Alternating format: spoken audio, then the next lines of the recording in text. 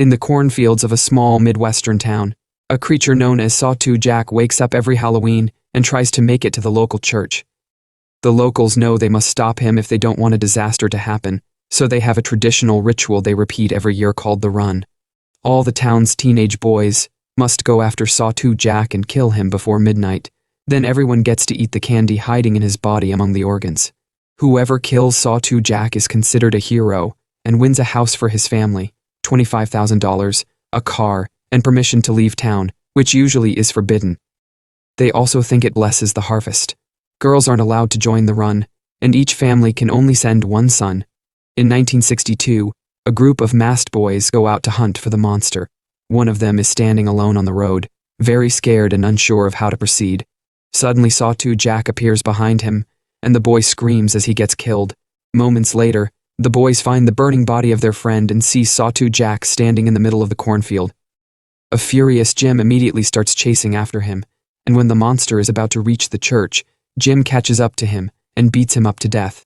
Then he grabs some candy from Jack's body, and after the others do the same, they howl and celebrate Jim's victory. Afterward, the Harvesters Guild throws a Halloween party to celebrate another successful run, and Jim is given all his prizes. His younger brother Richie asks him to take him with him, but Jim just offers a hug and an "I love you" before leaving town in his brand new car. A year later, Sheriff Jerry shows up at the school 5 days before Halloween to remind the teens how important the Run is. Showing pictures of the year they didn't kill Sawtooth Jack and the Black Duster destroyed their crops. Jim is often brought up as an example of a hero, which irritates Richie, who wants to join the Run and can't because of the rules. Riley makes fun of him for wanting to volunteer when the others actually have no choice in the matter. Some of the teens think that Sawtooth Jack isn't real and is just an adult in costume, but Bud swears he saw him outside his window when he was a kid. Riley makes fun of him too, and this triggers a fight, but the adults quickly break it up. After class is over, Riley tries to follow Richie down the street to finish the fight, so Richie hides inside a movie theater. There, he meets Kelly, who is new in town. They chat a bit and hit it off, but when Richie asks her to the Halloween dance, she explains she isn't allowed to go because she's black. Richie promises that he'll change that rule when he wins this year's Run. Then he meets with his best friends Bud and Mitch, who heard some nasty rumors about Kelly, but Richie doesn't believe them. His friends also convince him that he's faster than his brother, so he should break the rules and join the Run anyway. In the evening, Richie goes home, and his parents Dan and Donna hand him a postcard from Jim, who they haven't seen since he won the Run. Richie informs his parents that he'll join the Run regardless of the rules, and an argument ensues during which Dan slaps his own son. This only makes Richie angrier, and he tells his parents they can't stop him. He runs to his room and escapes through the window to meet with Jim's ex and spend the night smoking. Meanwhile, in the cornfields, the farmer approaches an empty scarecrow stand and proceeds to carve a pumpkin. Then he climbs the stand, which isn't empty anymore. Now Sawtooth Jack is there wearing the pumpkin as a head. The next day, Riley finds Richie and starts beating him up before stealing his belt. This, a beloved memory of Jim because the brothers used to wear matching belts. So a furious Richie tries to defend himself with a knife, however Riley just beats him up again and leaves.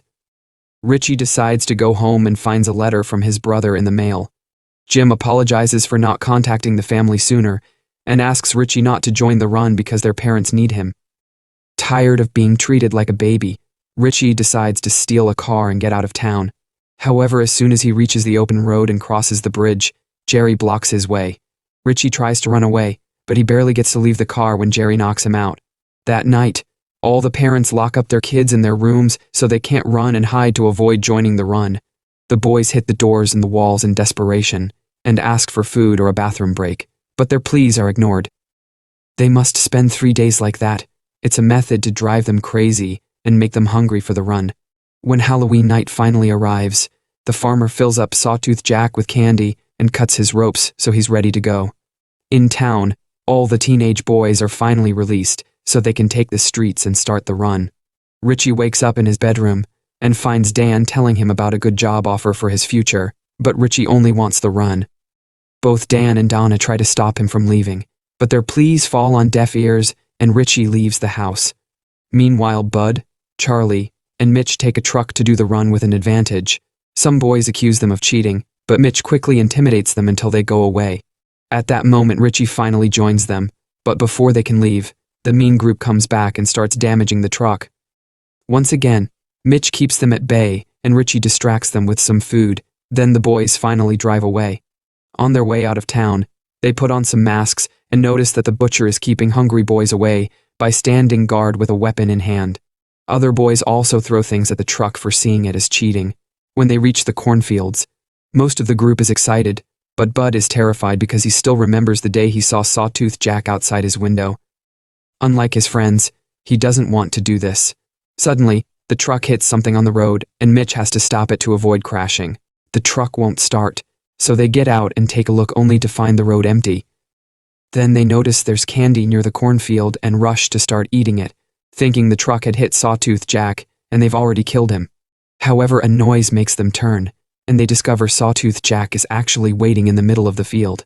The boys run towards him, but just in a matter of seconds, the monster kills Charlie and Bud.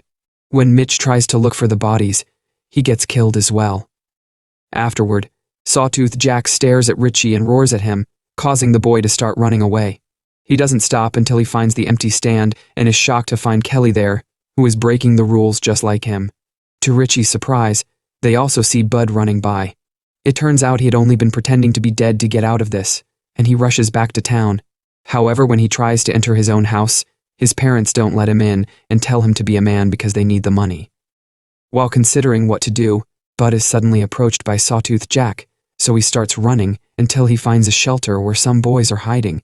They want to charge him actual cash to let him in, but Bud doesn't have any on him right now. The teens start arguing over whether they should open or not, but when they suddenly hear lots of yelling, a boy ignores the protests and opens the door anyway, only to find Sawtooth Jack killing Bud. On a window nearby, a little child screams as he sees Sawtooth Jack enter the shelter and kill all the teens, causing a shower of blood to come out of the door. Back to Richie and Kelly, they agree to work together, but they'll need better weapons. They return to town and sneak into Jerry's house to steal a gun and some beer. While they're there, Richie is shocked to see his dad looking scared and knocking desperately at Jerry's door, but he leaves when nobody answers. While Dan looks for Jerry in a neighbor's house, Richie and Kelly steal the police car as well. By the time Jerry comes out to yell at Dan, the kids are driving off and he only gets to shoot a window. Richie and Kelly hear a report on the car's radio about the monster being seen downtown, so they head there. On the main street, chaos has taken over as the teens break into stores to steal all the food they can find. The butcher tries to defend his business and even kills a few boys, but they overpower him and beat him to death before stealing his meat as well. Richie and Kelly are horrified by what they see, but before they can leave, they're found by Riley, who makes fun of Kelly for being a girl in the run and uses a slur to refer to her skin. Riley's gang buddy grabs Kelly, but Richie finally is angry enough to stand up for himself and beats both dudes down before threatening them with the gun. Kelly takes the chance to hit them with her club too, and before they leave, Richie takes back his belt. Meanwhile, the rest of the boys are starting to really lose it and even kill each other. Soon, Sawtooth Jack finds the trio wandering alone and attacks again. Not far from there, Richie tells Kelly of the bad rumors he's heard about her and that he doesn't believe them, but Kelly confirms he did burn down an old guy's barn because he was a racist prick. Richie shares that he misses his brother and they haven't heard from him except for the occasional postcard, and Kelly confesses her parents are dead. Their conversation is interrupted when they hear another report on the radio. Apparently, Sawtooth Jack was seen on Oak Street. The duo leaves in that direction without knowing the report is fake and Jerry is setting up a trap. Once they reach Oak Street, they find a statue covered with blood before Sawtooth Jack appears in front of them. Richie rushes to confront the monster, but he freezes when he notices Jack is wearing his brother's belt. Kelly cuts in to hit the creature with her club, but Sawtooth Jack hits her back and disappears while Richie checks on her. At that moment, a neighbor comes out and makes them leave by threatening to shoot. The duo makes it back to the car and are found by Jerry, who points his gun at Richie through the window. He insults Kelly's parents and reveals he killed them when they tried to leave the town. Furious, Kelly starts hitting him and causes him to shoot his gun. The shot ends up grazing the side of her head.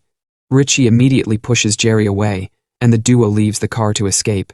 In the meantime, Sawtooth Jack goes to Jim's old house and sees all the messages on the wall from the 3 days Jim had been locked down in his room before the run. Screeching at the sight, the monster burns the whole building down. Not far from there, Dan meets with Jerry and tells him he can't do this. However, Jerry yells at him, explaining that the year they didn't do the ritual, he lost a beloved relative, so this town needs to be brave and do what it needs to be done. Dan cries, but can't fight against a cop. Moments later, they arrive at Richie's home, where Donna is clearly spaced out because she took too much medicine. Richie starts asking questions about the previous winners, and they all have a similar future.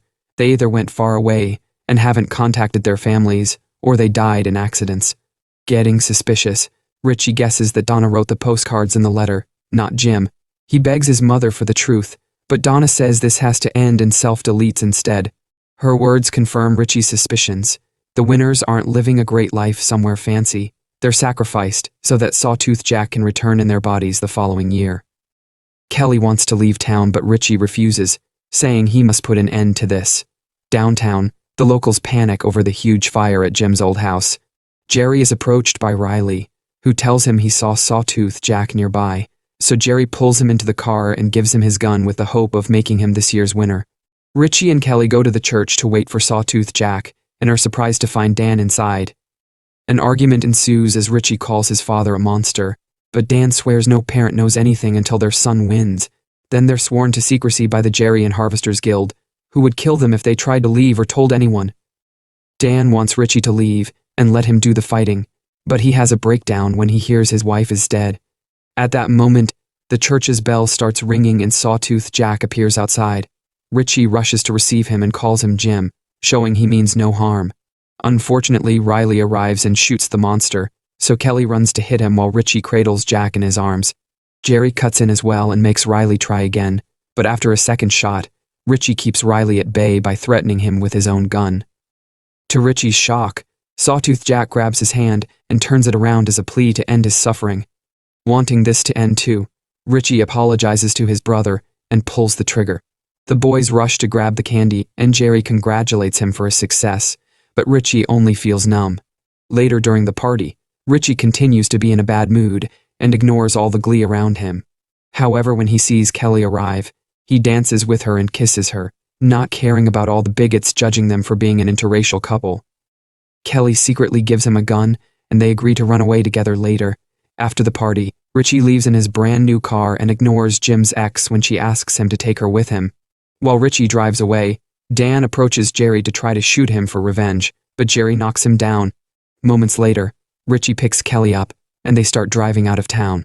Soon Jerry appears in the police car and starts chasing them, so Richie tries to speed up. However, he almost crashes into another vehicle on the road and has to stop the car. Richie makes Kelly hide, then he gets out of the car, only for Jerry to make him walk into the cornfields at gunpoint. When they make it to the empty stand, Richie suddenly turns around and shoots Jerry twice to kill him. Unfortunately, this isn't over yet. The farmer shows up and hits Richie on the head to make him fall on the grave he's already dug. Richie takes out his knife and asks for mercy, but the farmer breaks his hand and then starts burying him alive. After he's finished, the farmer leaves, revealing he had been in the vehicle that blocked Richie's car. Once she's sure she's alone, Kelly finally comes out of hiding and is found by Dan, who tells her to take the chance to leave town. Crying her heart out, Kelly escapes without any more interruptions. A year later, the farmer digs out Richie's body and gets the pumpkin ready, which slowly becomes the boy's new Sawtooth Jack head. On Halloween night, Dan shows up and frees the monster, still calling him Richie. When the farmer shows up, Dan kills him, then tells his monstrous son to burn the whole town down.